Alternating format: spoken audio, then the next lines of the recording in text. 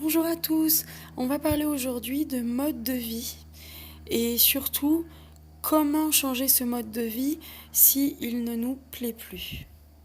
Je vais parler de 2 astuces pour pouvoir atteindre le mode de vie que l'on souhaite. Alors comment faire quand depuis des années on est dans un cercle vicieux du matin jusqu'au soir, on répète des habitudes, des gestes et des pensées et on se sent presque prisonnier de sa propre vie. Donc ce mode de vie n'est plus en train de nous convenir. Si on regarde à droite, pour nous il y a des problèmes. À gauche aussi, devant, derrière, en haut, en bas. À un moment donné, ce mode de vie-là doit changer. C'est une question de vie ou de mort. Parce que, bien entendu, une dépression, c'est pas marrant à vivre, c'est même très difficile. Alors, même si vous en êtes à ce point-là de la dépression, pourquoi pas essayer ces 2 astuces. On dit que dans une seule vie, il y a plusieurs sphères. La sphère familiale, par exemple, la sphère financière, la sphère professionnelle, la sphère de la santé. Et c'est sûr que si vous regardez votre vie comme un gros chaos, et vous avez tout à fait le droit, il serait plus facile de la voir comme une addition de domaines bien précis. Alors c'est l'addition de toutes ces sphères qui donne votre mode de vie. Alors, est-ce que votre mode de vie aujourd'hui ne correspond plus du tout à votre personnalité? Est-ce que vous en avez marre de vivre tous les jours ce que vous êtes en train de vivre? Si c'est le cas, donc ces 2 astuces, vous allez devoir les appliquer. C'est des exercices pratiques qui vont jouer sur le domaine neurologique, donc le domaine des habitudes, et qui va travailler vraiment en profondeur.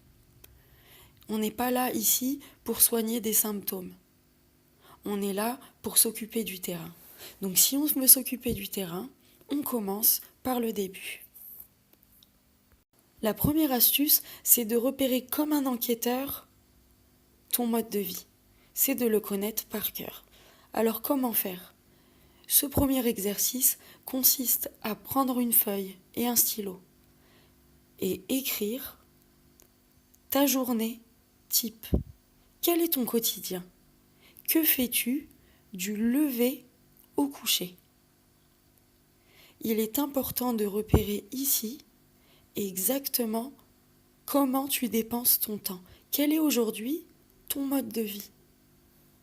Une fois que tu as écrit la vie que tu as en ce moment, tu vas écrire la vie que tu souhaites avoir.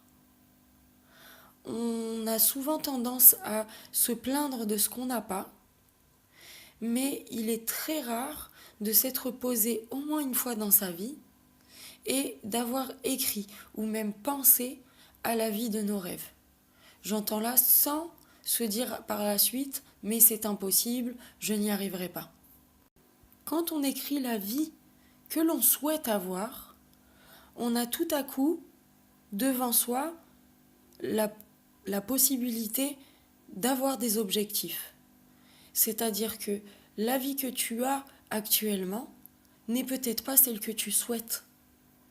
Donc, est-ce qu'il est mieux de rester dans cette vie qui ne te plaît pas ou est-ce qu'il est mieux d'aller vers cette vie de tes rêves?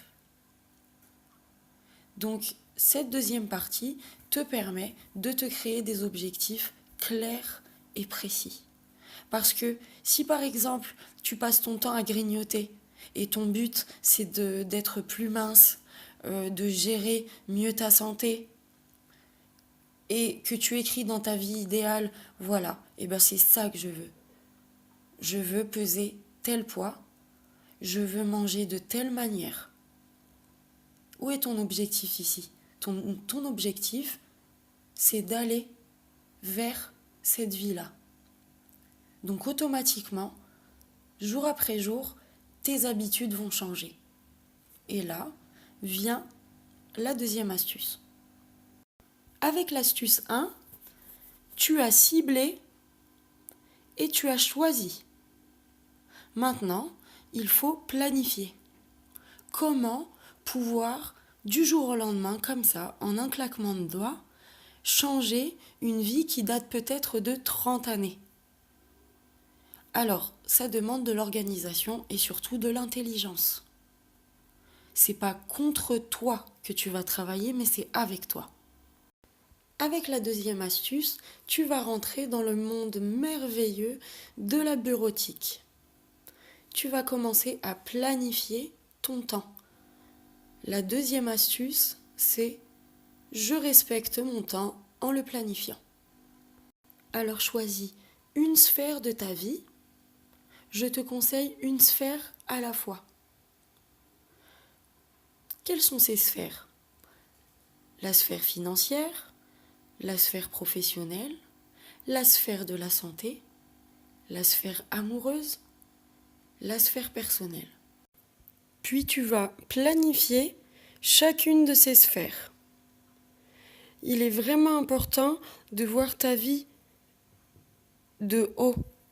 Vois un ensemble et non pas des faits isolés. Donc tu choisis un domaine de ta vie et tu t'attelles à l'organiser. Et petit à petit, tu fais cette même chose pour toutes les sphères.